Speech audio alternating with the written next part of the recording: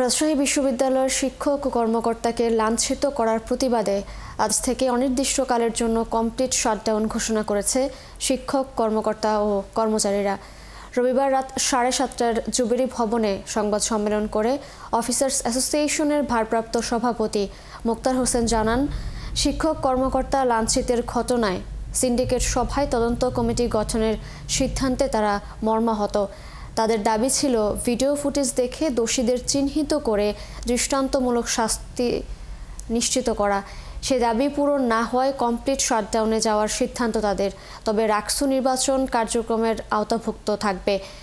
এদিকে উপাচার্য সহ শিক্ষকদের লাঞ্ছিতের প্রতিবাদে আজ থেকে ক্লাস পরীক্ষা বর্জন কর্মসূচির ঘোষণা দিয়েছেন জাতীয়তাবাদী শিক্ষক ফোরামের শিক্ষকরা।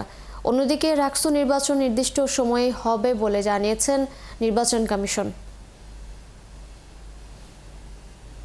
মিডিয়াতে আমরা সবাই আপনারা জানেন যে তার ছবি সহ কারা কারা কাজ করেছে, এটাকে আবার নতুন কিছু করার দরকার ছিল না। রাকসুর মাধ্যমে যোগ্য নেতৃত্ব পাওয়া আসুক, এটাও আমরা চাই।